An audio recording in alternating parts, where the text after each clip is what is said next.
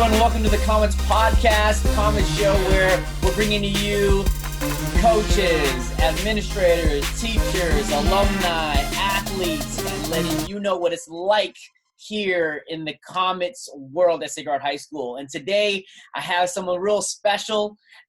This is Coach Mendoza, who is really cool. She believes in holistic approach to teaching. She really strives to create positive relationships with all of her students to really meet their needs. She values the cultural capital that students bring to the classroom and really believes that it's the differences that should be celebrated. And I really love that. Her impact on students really extends beyond the classroom because she's involved in our sports program. She is the current JV volleyball coach. And prior to Sacred Heart High School, she coached girls volleyball, girls basketball, girls soccer at the middle school level. And she was also one of the leaders for Students Run LA for 7 years. And the Students Run LA program trains and prepares students to run and compete in the LA Marathon. Now, Coach Mendoza attended University of Rochester, where she earned her bachelor's of arts degree in Spanish and U.S. history with a minor in Latin American studies. And then she went on to the University of Rochester's Margaret Warner School of Education, sorry about that, where she holds a Master of Science in Adolescence Education. She also holds her California Clear teaching credential, as well as a certificate in urban teaching and leadership. Now, she has graduated from Sacred Heart High School. She is a graduate from the Celestial class of 2005, where she was the Letterwomen and GAA president. She played volleyball, basketball, ran cross country and track, and she is the American Literature English 4 and AP English Literature teacher and an advisor for the Letterwomen Society. When she's not coaching, when she's not teaching, she loves and enjoys Griffith Park, where she walks and runs, and she also enjoys doing yoga. So without further ado, I introduce you, Coach Maggie Mendoza. Coach Mendoza, welcome to the show. We're so glad you're here. Thank you, Mr. Nakashima, for having me, and thank you for that introduction. It's always a little uncomfortable to hear about yourself and your accomplishments, but yes, I am a proud Comet alumni. That's right. And that's really amazing because, I'm not sure about other schools, but traditionally speaking, our coaching staff has been male dominated in an all girls setting.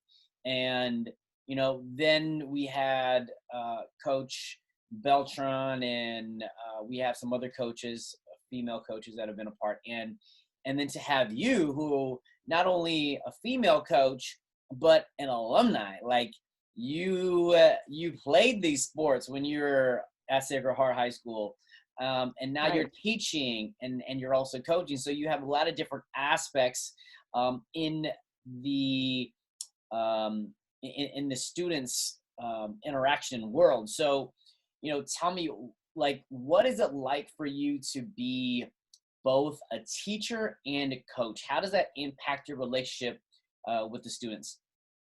It's very interesting. I feel that let's say I was just a coach, I feel that I would be really missing out on a lot of what makes a player and an athlete who they are. And I think that goes back to when you said in the introduction that I kind of believe in this holistic approach. I feel that there are so many aspects of an athlete that are left off the court, because we're not necessarily looking at those academic skills, at the way they come to a conclusion or make an analysis. And I just think that teaching them as well helps me forge better relationships with them. It helps me get closer to them. It helps me see perhaps some weaknesses they may have, and some of those weaknesses may transfer over to the court, and I'm just speaking primarily to volleyball here, but in volleyball, you kind of have to read the opponent, right? Even though they're on that side of the net and we're on this side, you kind of have to always kind of anticipate. And when you're reading and you're reading a novel, you kind of have to anticipate too. And so I've been realizing that that's like one skill that can transfer over easily between the two. But other than that, I mainly get to connect with them on a more personal level. And I think that helps create a stronger bond, like a coach and player bond, where maybe not only do they trust me more, but maybe I trust them more because I also see them perform in the classroom. I don't know. It's kind of a complex question because there's a lot that goes into it, but I really think it's a blessing and a benefit that I get to teach some of the girls that I coach. Yeah, and that's just so amazing how you're using the academic world in putting it into the athletic world. And is that something that you refer to with some of these students that you have in your class? You make these analogies. Do you bring that into your coaching? Um, I'm trying to remember because, we haven't had a season this year. We haven't had a chance to do any summer training. And so I haven't gotten an opportunity to speak to them this year. But in previous years, I don't know. I think that's a good question you bring up. I think these are maybe thoughts I have in my head and I perhaps don't share it with them, but I do try to make analogies to them when I want them to understand a concept, or maybe they aren't meeting a goal I have for them athletically or performance wise. And so I try to remind them by relating it to things that they are aware of. One of the big points that I know Coach Beltran, who's now Coach Rodriguez, congratulations to her and her marriage. That's right. To David this summer, but or early summer. But one of the things we see is that nutrition is something that not all of the athletes are prioritizing. Like nutrition and sleep. And so I always try to create analogies to the real world. Especially to this idea of your body being a car and requiring fuel. And so I try to, make those connections so that the students can fully understand the scope and the impact of something as important as nutrition, right? And if they're having a setback, or maybe there's not the type of community that I would want on the team, I definitely find myself on a learning curve still. I'm still learning, and I think I'm going to be learning for a long time how to be a great coach. But something I'm striving for is I want to have a great team culture and a great community. And if sometimes, we may have students who maybe aren't clicking, or the team doesn't necessarily feel as connected as I would want it to feel, I try and tie in maybe relationships that they have in their personal life, that they might, be friends with someone or have a connection with somebody.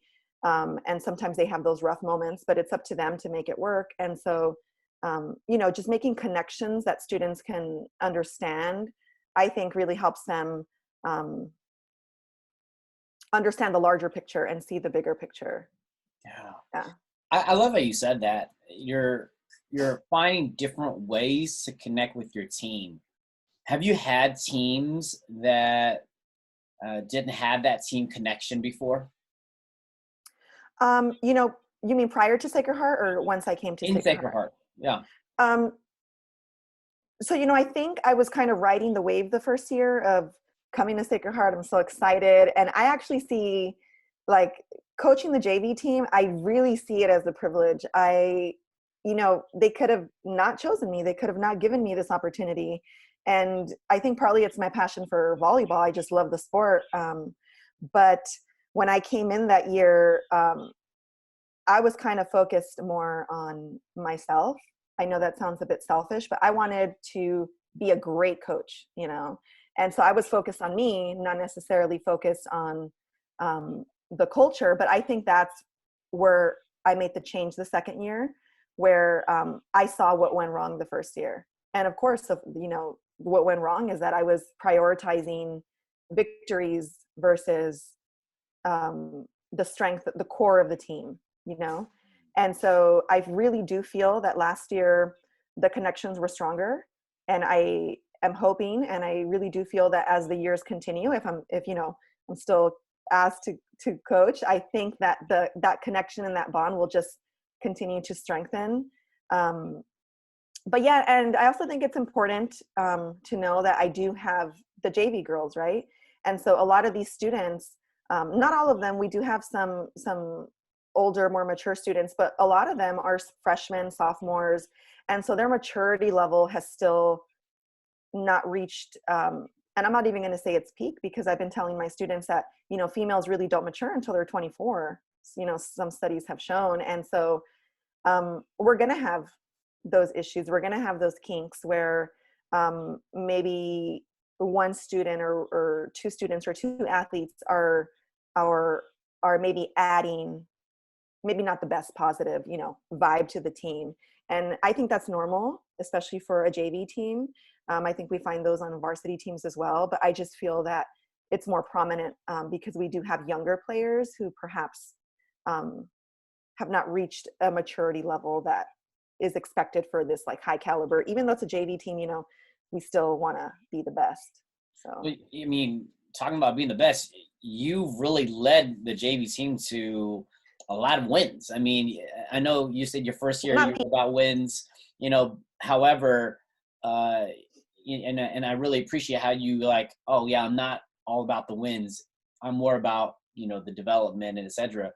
However, you've continued to really have a dominant and successful team. And so, you know, I guess one question is, what helps you to be such a successful coach? How did you, you know, what helps you to do so well? You know, I do have to give credit where credit is due, not only to the athletes. You know, we really have great athletes, and we have a great, we keep having a great flow of athletes coming to Sacred Heart. So I think that's great. But all of the dirty work, you know, like all of the hard work to create such a great sports program, I feel was done by Coach Rodriguez, now formerly Coach Beltran. I'll just keep saying that because I know she likes to hear it. But, you know, she really built this program and made it easy for newer coaches like me to have success.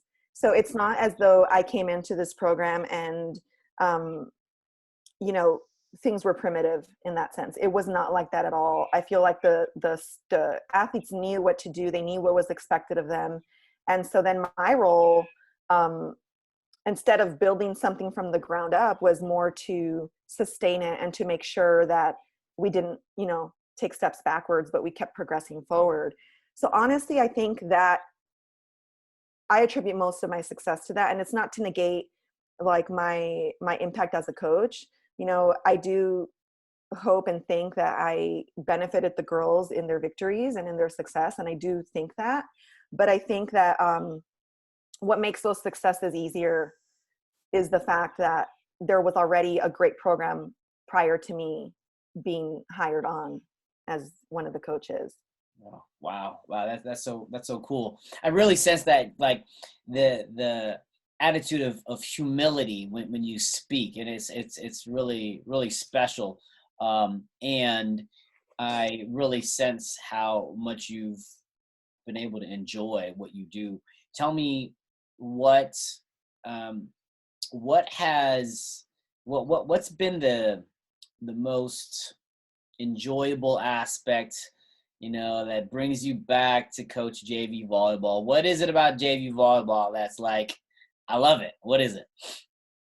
You know, it's just volleyball in general. And I think it's that feeling, you know, I think as a coach, if you are in the game, you know, and I do this thing where I stand, I can't sit, I can't watch, you know, I mean, I could watch, but I can't just sit and watch. So I have this thing, and I don't know if even though Coach Beltran does it, and I don't think I do it because she does it, I think I would have done it anyway, right? I'm antsy. So what I do is I stand in the back, like one of the corners. I've even had, you know, I've even been told by some referees, you know, you got to back up a little bit because I just want to get in the game. And I know like my time has passed and, you know, I get that, but what keeps me so involved and invested is that I really do love the sport. And even though I'm not playing, I know what those girls are feeling, you know? So I know what it feels like to be in that game where I mean, back in the day, we only played to 15, you know, but now they're playing to 25. But I know what it feels like to be 2 points away from a victory and then have the other team tie or have the other team make us score a point. So now we have to, play even longer. I know exactly what that feels like. And it's like, I'm even feeling goosebumps right now, or chills, because it feels so great. And it's that feeling. It's just like the love of the sport, the intensity, the adrenaline, that desire to win, but not win for yourself, but to win just to be a part of something greater, right? Because it's a team. And so if you win, your team wins. And, go Dodgers, they just won last night. Right. And so I can't not mention that, because the feeling, whether you're playing a league game or a playoff game or the championship game of all games, I think that feeling is the same, so sorry, I just dork out on volleyball and Yeah, playing. no, that's great. I love it. I love it. I mean, it's, that's why I think you make such an impact and a big difference in the lives of the students. And you're very passionate, and your love of the game, the students see that and they get it, and that they connect with that. So I think that's really special. It's really special. Speaking of when you were talking about, like, well, when you were playing is like up to 15. Right. I'm curious, like, times have changed for Sacred Heart High School. When you were here, Mm-hmm. what was it like for you to be a student at Sacred Heart High School back when you were a student athlete? My perspective might be different from other people. I was a brainiac. Always in the books. But it was weird. I was somehow able to balance work, like school life and athletic life. But I think the reason why I was able to balance it was because I had connections in each of those areas, right? So I don't know, we have this running joke with friends who I had in high school, where we were like this table that was like a collection of everybody who maybe not didn't belong, but just had like their own different vibe that I guess didn't connect into specific groups. They're always like little social groups. But I had a good year where like everybody would bounce around with other friend groups. So I don't know, I just had different connections, and I was able to rely on students who were also athletes and scholars like I was. And also I think it's important, and I think this continues at Sacred Heart. The culture at Sacred Heart around learning and academics is not really frowned upon like maybe it would be in a public school, where you kind of look at somebody and say, oh, they're just into books, or they're just like a nerd, how you would, quote, call them. And I always say I love nerds. I'm one myself, but I think that really helped me to keep pushing and down both paths, right? So I had the support, obviously, of being an athlete, because I feel that athletes are supported by people who also love the game, and by their friends who want to cheer them on, or like who wouldn't support an athlete. But I think sometimes there's some negative bias, especially around among young people, adolescents mainly, where sometimes doing good in school is frowned upon, or really not celebrated. And I feel that at Sacred Heart, now that I'm thinking back to it, I know it's celebrated now, but I think it's always been celebrated. I don't think there was ever a friend who, if I got a good grade on a test or I got an award or something, that they were like, oh, like, don't focus on that. It was the contrary. It was like, yeah, keep going. And then there were times where maybe I wanted to make a poor choice, and my friends were the ones to tell me, no, don't do it. You've worked so hard, don't make this poor choice. And so I feel that is still there, that accountability, but it's not just with the adults holding you accountable. I feel that because Sacred Heart has set these high expectations for not just athletic ability, but for academic progress, I think that is what has helped everyone to kind of keep each other accountable. Right. I mean, it's so cool how you had this network of friends around you and support, not only in athletics, but also in academics, where like your athlete friends were like, hey, make sure like you get this grade up or whatever it is. Do you sense that as a coach? Like, do you see that with your players currently? Definitely. I feel that, yes, we might have like one or two girls who really take that leadership position, but every other athlete has their own leadership role that they play on the team. And then outside of practices or games, I can see that too. Especially if we have a girl who, maybe this is just an example. I think most of our athletes want to play, and so they make sure and they ensure that their grades are good. But if we ever have a situation where a student maybe needs to go to tutoring and they need to skip practice, and then they know that if they skip practice and that's going to affect their playing time, but we need that player, right? So I think they really support each other, and they maybe extend a hand and offer to help them, offer to maybe just sit with them while they do their work, so that just to hold them accountable. So we have that aspect. And then what I see a lot is I see a lot of like the emotional aspects of being a person and being a young female. I see a lot of that transfer over to practices and to the games, where maybe girls maybe feel insecure about their potential or performance in terms of their physical ability. And what I will see is during practice, I will see everybody, not just the captain. I will see others help that girl improve on whatever skill she feels that she needs help on. And for me as a coach, like, not only does it help me reach everybody, because I can't be with everybody at one time, or I can't, give the feedback that I want to everyone at that one time, but to have like extensions of a coach and the other girls do that, I think that's great. And it also helps improve their skills, because when you teach somebody how to do something, this is, sorry, my teacher part coming here. When you teach somebody how to do something, you get better at that skill too. Oh, So it true. just helps strengthen everybody. Wow. That's real special to have those kind of leaders on your team to kind of be the extensions of you as the coach, to support, help, and be that leader that you need for these teams to help those other athletes. That's Right. And how we're talking about this right now, but previously I said that like the team culture is something that I want to improve.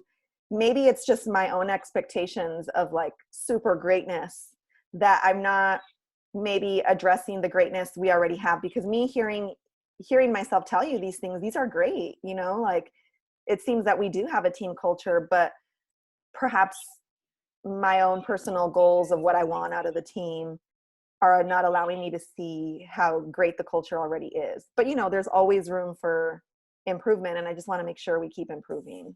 Yeah, I think that's the other side to it, because I mean, recognizing the great things you're doing is one part, and then always looking for those aspects of your team that can improve. That's just a sign of, a great coach, to be like, I'm really excited of the great things, and here's where we can improve, because if we're not continuing to improve, then we might be backsliding. So I can appreciate that.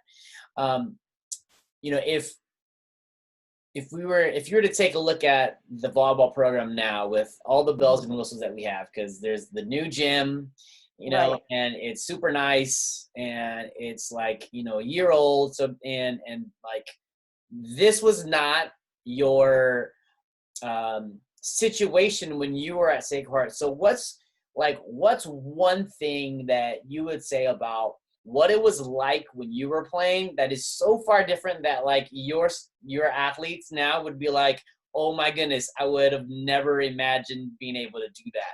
Like, what's one story or thing that comes up for you?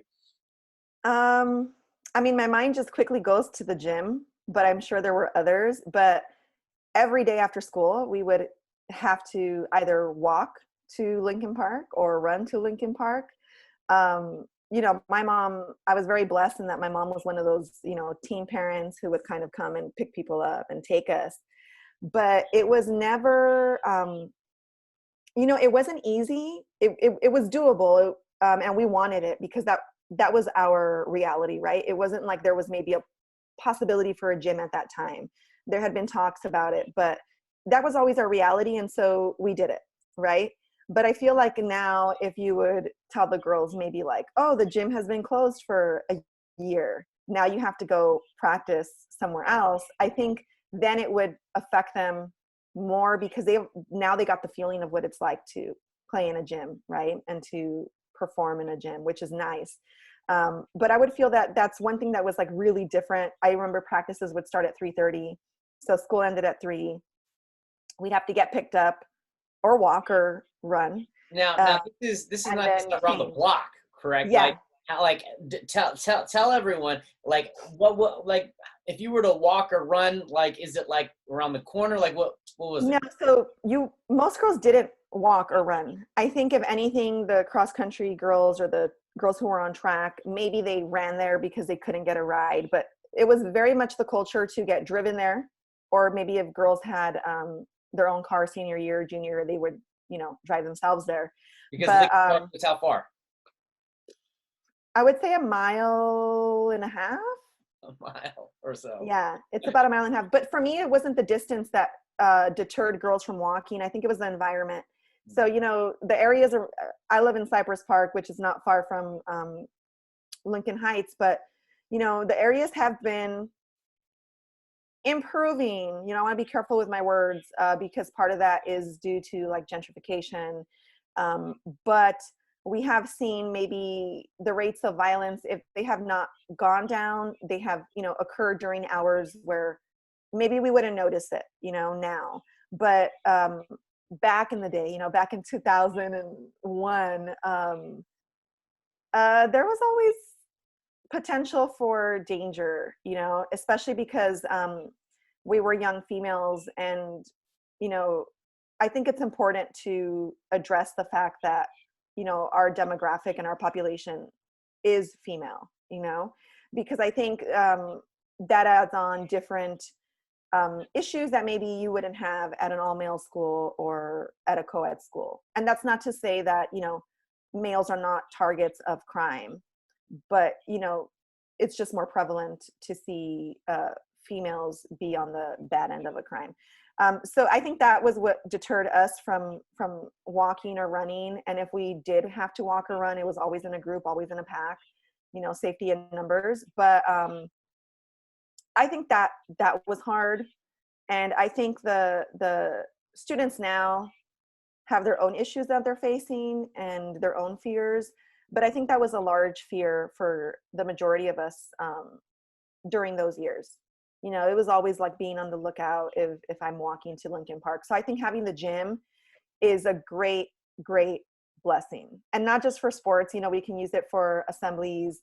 I just think it helps to unify everybody. And it helps informing identity. I'm very big on once a Comet, always a Comet. And I feel that that's just something you can add to it. Like it's now a new memory. So in my mind, my memories are formed at Lincoln Park, right? But now these girls' minds, their memories are going to form it around the gym, which is on the campus, right? Right. Tell me more about this once a Comet, always a Comet. I don't know what there is to say. For those who are non-Comets, it might sound like obnoxious for us to be always like, yeah, Comets for life, but it's true. I think when I went to college, I had a great time in college, and that's the library behind me. So I'm very prideful about that school as well, the University of Rochester. But so I had a great time, but sophomore year, I felt like something lacking, and I couldn't identify what it was. And then I joined a sorority, and, now reflecting back, I figured out what it was. It's that Sacred Heart provided me with that close knit community where I always had a connection to somebody. Maybe it wasn't like my best friend, but it was somebody who maybe sat down next to me and I can talk to. And I think that's what I was missing in college. Yes, I had my group of friends, but there wasn't this tight bond of females who are supporting each other along their journey in life. And so, I couldn't bring Sacred Heart to me over there. So I did the next best thing for what I thought was I joined a sorority. And, coming back now, I definitely think that, apart from the academics, apart from the athletic world, what Sacred Heart gives you is this feeling of a community. And we always say it, it feels like a familia.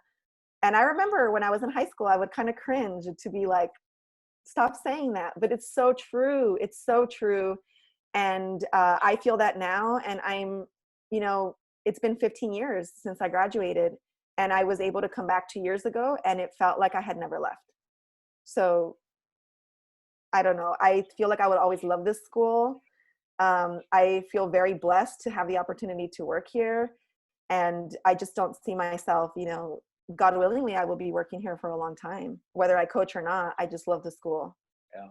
I mean, it's definitely a blessing to have you part of the school and the athletic program as a coach. So, the feeling's mutual.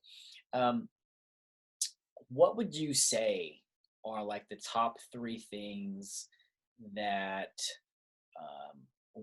young women, or your students or your athletes, like as a woman, what would you say are 3 things that you feel they need to learn, or they need to get while they're with you here at Sacred Heart? So I have one off the bat that I think about, and I think it's because there's this misconception, or not this misconception, but there's this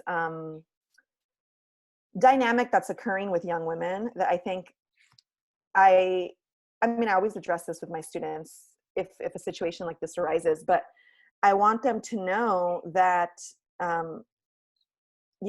they're living in a system and it's changing. So there's progress, right? But, and you'll be able to hear some of my passions for other aspects of life, but they're living in a system that continues to kind of pin females against females. And so they're competing against each other now, right? So it creates that dynamic where they're not really supporting each other. And I'm not talking about Sacred Heart, I'm talking about in the world, right? So, because I remember in high school, I would look at somebody and be like, oh, she dogged me, but there's this like rivalry that occurs that doesn't need to be there.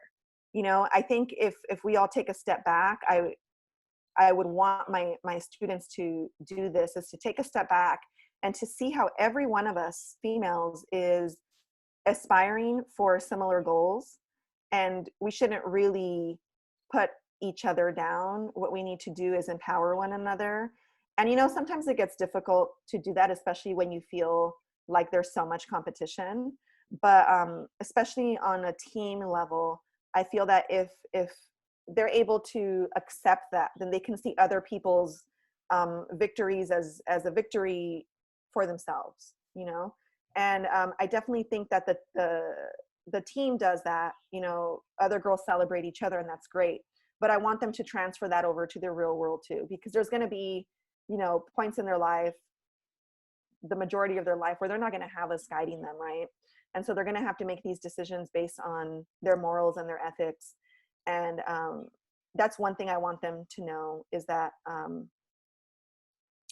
they should empower other females and not see them as obstacles to their own success, but as resources to help them gain their own success, if that makes sense. Wow, that is truly amazing. I mean, it's this. What I'm hearing is a sisterhood.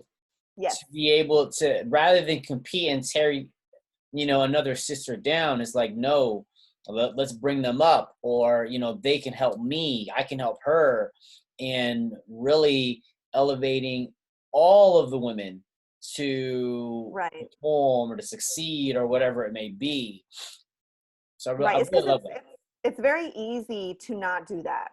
I feel like doing what I said is the harder path to take, but it's the one, and even us as Catholics, it's the one that, we're taught to do, but it's harder to do.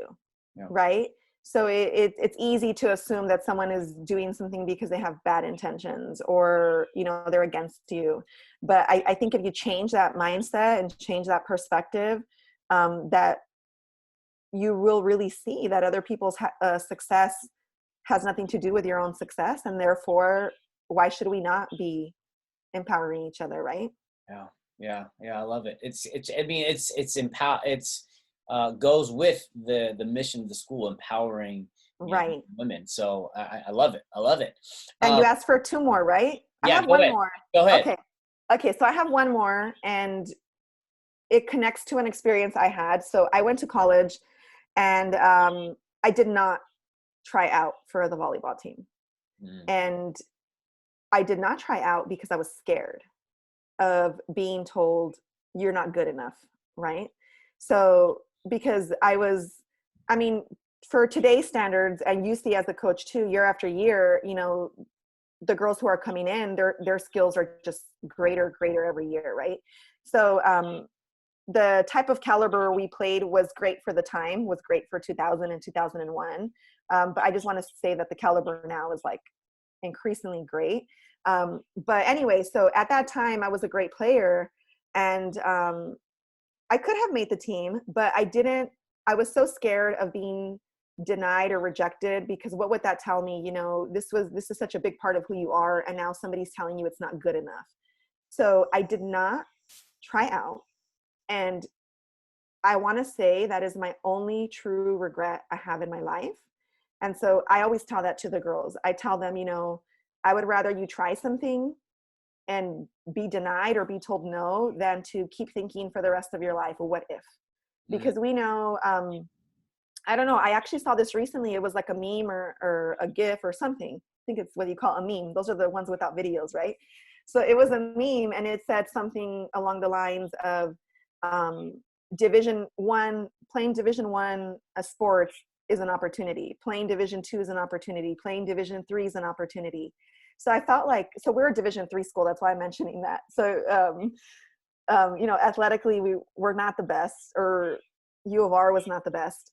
But it was still an opportunity that I denied myself. It wasn't that somebody told me, I didn't even give them the chance to tell me no. And so it's an opportunity that I miss. And so whenever I have a student who is kind of not doing something out of fear, whether it's in the classroom or like applying to a college, or, wanting to perform in the play, or playing in the big game, or trying a new position. I always try and remind them about that, because at least for myself, I still consider myself an athlete. Even though I'm not actively playing volleyball right now or another sport, I still feel that I'm an athlete. And it's so painful to know your strength and your skills and not be able to take that opportunity. mm. And this happened, in 2005, 2006, that was freshman year of college. And so it's something that I go back to, and I don't really think I have other regrets in my life. I wish I did some things differently, but that is my true regret. Yeah. Not doing something that I loved because I was afraid. Wow, that's huge, because I mean, how many people don't take that risk because they're afraid of rejection or what people would Mm-hmm. think or say, whatever it is, when really, like, that's what they want to do. Right. Yeah, that's huge. That's huge. I love it. I love it. Did you have one more, or I wasn't No, sure? I can't think of Oh, another one on the okay. spot, so you're good. Well, I have some, as we're around the corner, I have some more rapid fire questions. And so question number one is, how is the team looking? We're hoping that the season is going to be starting soon. What can the fans be expecting? Hopefully, if they're not live in person, they can stream it, Right. see what happens. But what can we expect? Where's the excitement? The excitement is everywhere, especially after last year. I tell the girls, yes, you're on the JV team. You're not on varsity. That's fine. But ultimately, we are working hard in JV so that we can promote the whole entire volleyball program. And I think like last year, I still think the excitement is there. The girls went to the championship game, which hasn't happened in years, like in forever. And so I think that excitement is still there. I'm excited to work with the new girls and see how they can, improve what we already have, because we really do have great athletes who perform well and who are willing to dedicate their time to improve their own skills. So I'm just excited for that. Yeah, that's really cool. What's the message that, if there's this, the hashtag or the slogan of the year, like what is that for you coming in now that it's like, I know we weren't able to play in like, August, September, and like, it's just a different feel. It's a different year. What's like that tagline or that slogan, whatever you want to call it, for you this year that you want to instill in your team? I'm actually not focused on the whole COVID pandemic side. I'm still focused on the practice makes perfect. So if I had a hashtag, it would be practice makes perfect, and you can apply that to any aspect of your life. You have girls who I hear them say, no, I'm not a hitter. No, I'm not a digger. And it's like, well, really, you can be. You just have to practice. And sometimes, they forget that some of our better players have been practicing and training since they were 5. So it does take time. So I just want them to focus on that and to know that it's not just that people are inherently great, right? You don't just come out of the womb and you're a great volleyball player, sorry for lack of a better comparison. But some of our athletes do think that way. And I think that limits them. So I just want them to think practice makes perfect. I love it. And then 3 things that you want your athletes to come away with once they leave you as a coach. What are those characteristics, those traits, whatever it is? What are those 3 lessons, whatever it is for you? Right. So one of them, and I always laugh about this with Coach Rodriguez, formerly Coach Beltran, is that, she and I, and we're from different like age brackets, but she and I, when we're at the game, I feel that we feel like, we're one of the players. So like we're walking with like this like pride. And so, our girls are still maturing, but I think like I want them to walk away with that, to know like this is our house, this is our game to win, kind of that intensity. And they definitely have it. Clearly, the scoreboard last year proved it, but I kind of want it to be oozing out of them. Like confidence, but not false confidence, but that confidence that they're going to win. They're the ones in charge, type of thing. Yeah. That's one of them. Another one would be not to give up.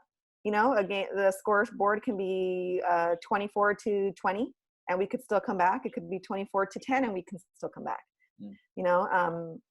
That's another one. And the last one,